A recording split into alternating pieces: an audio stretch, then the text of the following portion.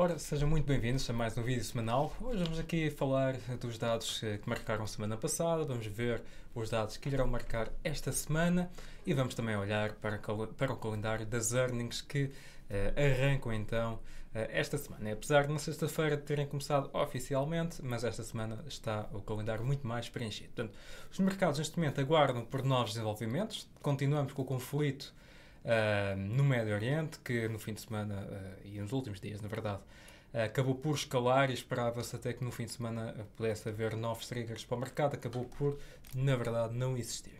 E, portanto, vamos começar por falar dos dados da semana passada. Os dados sobre a inflação nos Estados Unidos. Ora, semana passada conhecemos o índice de preço ao consumidor.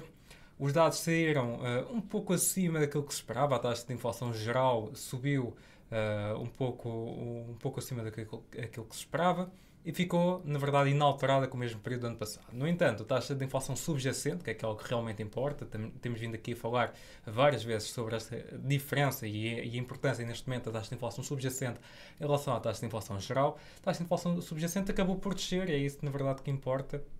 E, nesse sentido, foram dados positivos. Ainda assim, o mercado reagiu de forma negativa à publicação dos dados e vimos o dólar a valorizar, as equities a desvalorizarem e vemos, inclusive, também as yields a recuperarem um pouco. Ainda assim, as expectativas sobre a próxima decisão da FOMC apontam para uma inalteração, uma manutenção das atuais taxas de juros. Ora, se olharmos aqui para os dois gráficos, conseguimos ver que temos aqui a evolução de dois indicadores que servem e que são essenciais para medir a inflação, sobretudo aqui os de cima. Portanto, temos a taxa de inflação subjacente e depois temos aqui o PCE Core, aquele que também exclui os itens mais voláteis e que é o indicador favorito da Fed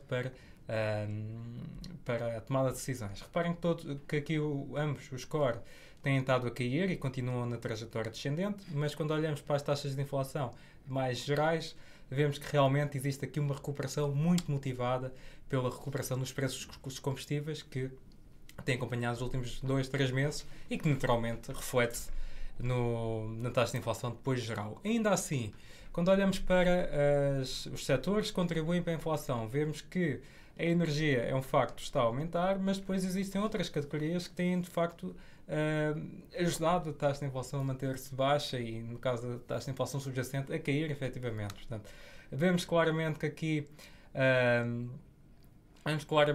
aqui no mercado do imobiliário, no caso do alojamento, continua aqui a ter uma grande contribuição e, neste caso, tem uma contribuição negativa, o que tem sido bastante positivo. E atenção que os dados sobre o mercado imobiliário, muitos deles que servem como leading indicator, eles têm mostrado que poderá haver espaço para novas quedas. E isto faz com que, portanto, poderá aqui o shelter, portanto, aqui o alojamento, poderá aqui trazer ainda mais, poderá aqui trazer quedas mais acentuadas e que será importante de ter em consideração, sobretudo, o facto de isto ter aqui um peso na taxa de inflação bastante alto. Quando olhamos para os leading indicators, que eu estava então a dizer, reparem aqui na correlação que existe com os dois indicadores.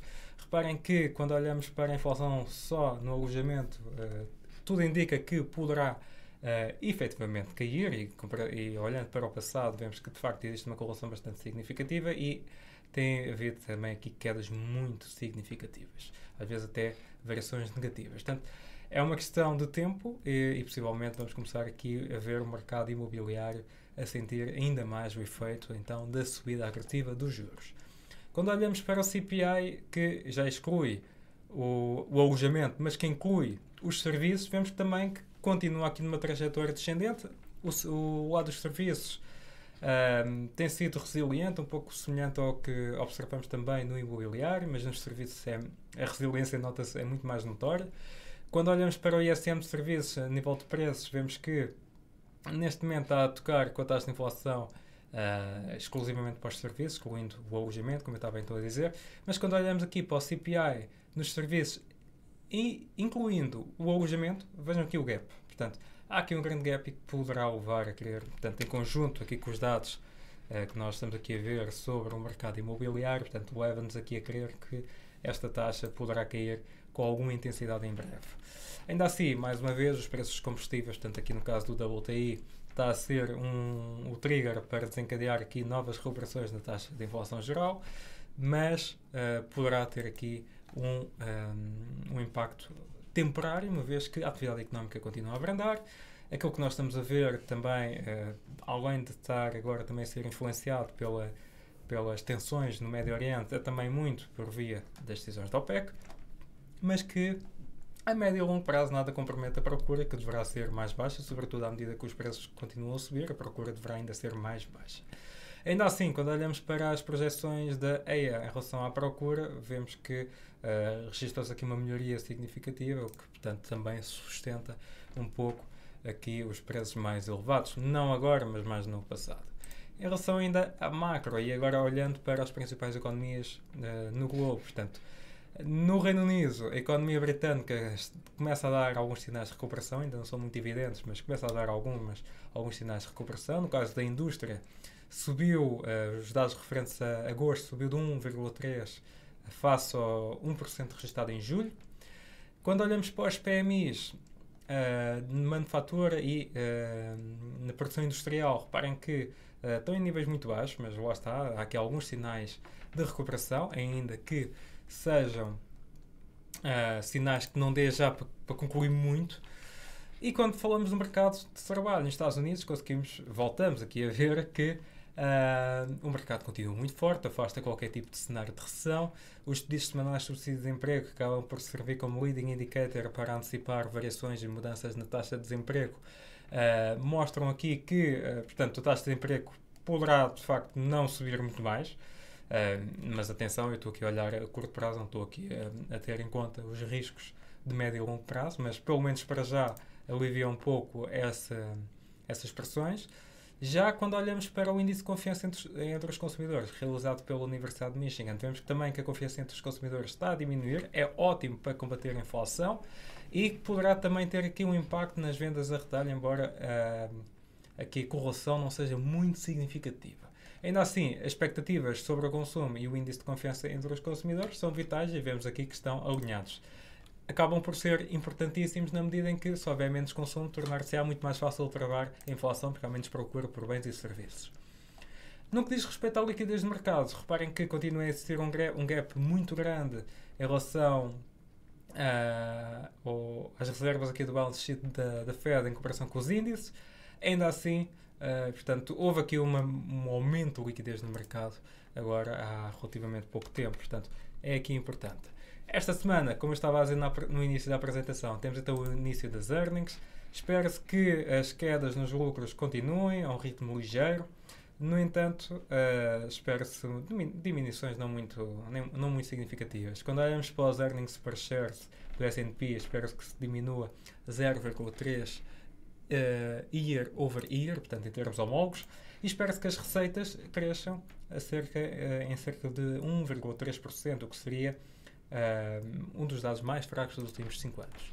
Quando olhamos aqui para o calendário dos earnings, reparem que, portanto, esta segunda-feira ficou marcada pelos resultados das Charles Swaps e continua aqui a ser marcado, portanto, amanhã com mais dados sobre a banca. Vamos ter também empresas tecnológicas a apresentar os resultados, como é o caso da Tesla e Netflix, e portanto será aqui um dia, uma semana importante, uma vez que os bancos naturalmente dão sempre o kick-off nas earnings, mas temos aqui algumas empresas que também são relevantes e que podem trazer mais volatilidade para os mercados. Em termos de calendário económico para esta semana, será um calendário um pouco mais calmo em termos de dados sobre a economia norte-americana. As últimas 2 semanas têm sido bastante fortes em relação a dados norte-americanos. Ainda assim, temos aqui alguns dados importantes sobre outras economias, nomeadamente a inflação na Nova Zelândia, esta segunda-feira. Vamos ter as minutas da última reunião do RBA na Austrália, vamos ter dados sobre o emprego no Reino Unido, o índice de confiança entre os empresários, portanto aqui na Alemanha, as vendas a retalho nos Estados Unidos serão importantes. Produção industrial nos Estados Unidos, inflação no Canadá. Depois, ao longo da semana, teremos ainda na quarta-feira o PIB na China, que é importantíssimo. Portanto, a China tem tido um peso bastante considerável. Bom, tem, para além de ter um peso bastante considerável, né, nas trocas comerciais internacionais, tem também sobre os índices, portanto muda aqui um pouco o clima de risk-on para risk-off, por vezes, ou ao contrário também. Vamos ter dados sobre a inflação do CPI e do IPP no Reino Unido, vamos ter dados de inflação finais na zona euro, vamos ter licenças de construção nos Estados Unidos e vamos ter depois outros dados aqui que também serão relevantes, ainda assim, mais uma vez, sobre o mercado americano, não muitos. No mercado americano temos várias intervenções de membros da FOMC. É importante destacar que nas últimas 2 semanas temos observado declarações bastante óbvias pela maior parte dos membros e, portanto, esta semana poderá reafirmar ainda mais estas declarações de óbvias que têm também sustentado as expectativas de que na próxima reunião da FOMC, não somente os juros e possivelmente, portanto, poderá cada vez mais, consoante também a evolução dos indicadores económicos, e aqui vamos estar muito dependentes da inflação e do emprego, mas poderá aqui também, para breve, acontecer, portanto, o anúncio do fim do ciclo de subida dos juros no lado da Reserva Federal, e que será um marco importante para os mercados. Portanto, para esta semana estes são os principais eventos e, portanto, já sabem, poderão acompanhar sempre no calendário económico da Xstation e também nos nossos webinars. Portanto, resta-me desejar-vos a todos uma boa semana e bons negócios.